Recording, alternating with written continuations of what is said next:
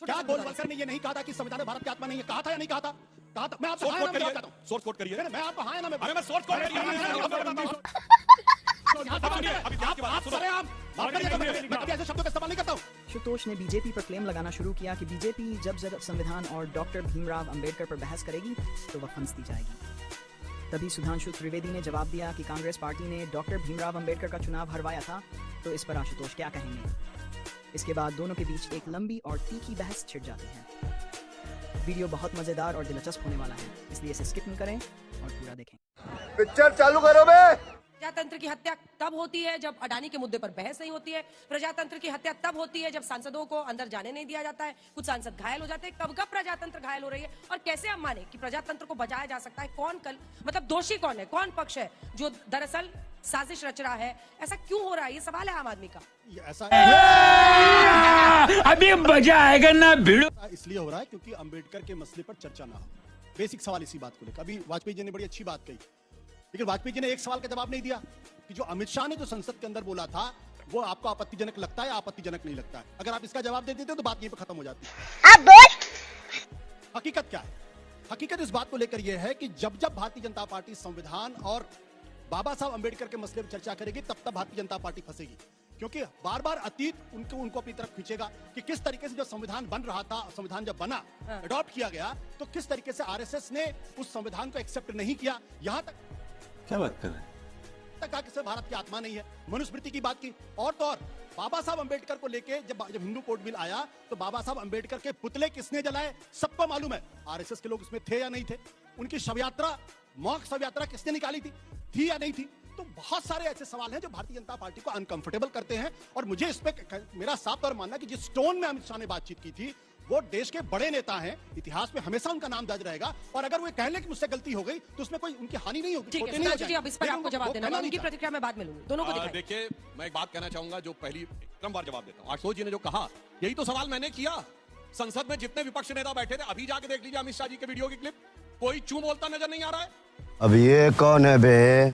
उसके बाद सुनिए, सिर्फ 12 सेकंड नहीं, 600 सेकंड की किसी ने कोई आपत्ति नहीं की, किसी ने कोई नारेबाजी नहीं की, किसी ने कोई वॉकआउट नहीं किया। यह दर्शाता है कि बाहर आके राजनीति हुई। और मैं फिर विनम्रता से पूछना चाहता हूं, जबकि ये तो वरिष्ठ व्यक्ति हैं, कॉन्स्टिट्यूशन किस दिन बन के खत्म हो गया? 26 नवंबर 1949। और आरएसएस पे प्रतिबंध कब लगा हुआ था? 48 और 49 में। आरएसएस ने आके प्रदर्शन कर दिया। मैं यही मैं कहना चाहता हूं कि ये लोग जो कहना चाहते हैं, अब मैं बता रहा हूं सर, आपने रिटर्न पे बोलिए। चढ़ा समझाओ इसे। अब मैं बताना चाहता हूं हमने क्या किया। बाबा साहब अंबेडकर को तो इन्होंने भारत रत्न नहीं दिया, अलग बात है। जिसने बाबा साहब को चुनाव हरवाया और बाबा साहब के अनुसार धांधली से हरवाया, उस नारायण कारजोरकर को 1970 में पद्म भूषण दिया। बाबा साहब को पद्म अवार्ड नहीं दिया। इसीलिए जब ये कहते हैं हकीकत उभर के आएगी, तो मैं बताता हूं हमने क्या किया।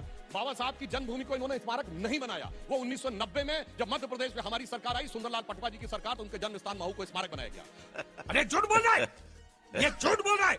अब नागपुर की जो चैत्य भूमि थी, दीक्षा भूमि, उसको स्मारक कब बनाया गया? जब 1996 में हमारी और शिवसेना की गठबंधन सरकार आई। अलीपुर रोड का बंगला, जहां उन्होंने अंतिम सांस ली, दिल्ली में अटल बिहारी वाजपेयी जी की सरकार आई, तब 2003 में उसका अधिग्रहण हुआ। जब मोदी जी की सरकार आई तो मुंबई नहीं, लंदन में जाकर जहां पर उन्होंने शिक्षा ली थी, उस मकान को भी लेकर हमने उसको स्मारक बनाया, पंच तीर्थ बनाए।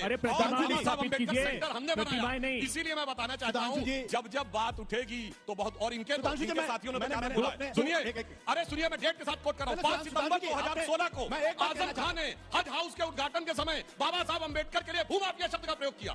समाजवादी पार्टी के नेता और चू नहीं बोले इनमें से कोई। सुधांशु जी, डेट के साथ कोट कर रहा हूं और सुधांशु जी, जल्दी से क्या गोलवलकर ने ये नहीं कहा था कि संविधान में भारत की आत्मा नहीं है? कहा था या नहीं कहा था? कहा था। मैं आपसे सोर्स कोट करिए। मैं आपको हाँ या ना मैं? अरे मैं सोर्स कोट करिए। मैं नहीं बताऊंगा। अब इतिहास की बात सुनो। सरेआम माफ करिएगा, मैं कभी ऐसे शब्दों का इस्तेमाल नहीं करता हूं, लेकिन सुधांशु जी आप सरेआम कर रहे हैं। स्पष्ट तौर पे अब सुनिए, अब एक मिनट मुझे निकालने की जरूरत नहीं है। महात्मा गांधी ने अगर इनकी बात मानो, अब सुनिए पूरी बात, परेशान होने की जरूरत नहीं। माइक के बिना नहीं होगा, माइक के बिना नहीं होगा। मैं जवाब दे रहा हूं भाई, अरे मोबाइल देखने की मुझे जरूरत नहीं आपसे।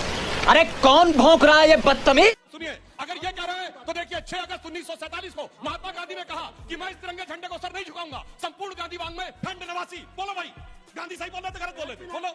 अब एक नहीं। और सुनिए, और क्या करता है रे तेरी तो।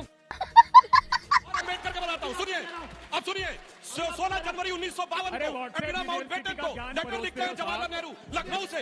और भदौरिया साहब, अब पूरा करने दीजिए। आपने बोल दिया, मुझे बोलने का मौका है। और सुनिए भाई, परेशान ना होइए, परेशान ना होइए। अरे भाई, मैं तो बगैर उसके कोट कर रहा हूँ। जल्दी से, क्योंकि मुझे भदौरिया साहब के पास जाना है। एक मिनट। मेरी खोपड़ी में कितना टेंशन है तेरे को मालूम क्या? M S Golwalkar, bunch of thought, Sahitya Sindhu Bangalore 1996, page number 238। माफी मांगेंगे आप? माफी मांगेंगे आप? अब मैं बताऊं? माफी मांगेंगे आप? अरे भाई बताओ, मैंने तो जली ना, तेरी भी जली ना। राष्ट्रीय टीवी पे आप माफी, आपने मुझे गलत साबित करने की कोशिश की। अरे भाई आप सुनिए। नहीं, आप माफी मांगेंगे? अरे सुनिए, आप बोलेंगे आपसे गलत हुआ? नहीं, क्या आप कहेंगे आप गलत हुआ? ये सारी बहस- सुरेंद्र भदौरिया साहब, अब आशुतोष जी रुक जाइए। अब आप रुकिए सर। कौन है ये लोग? कहां से आते हैं ये?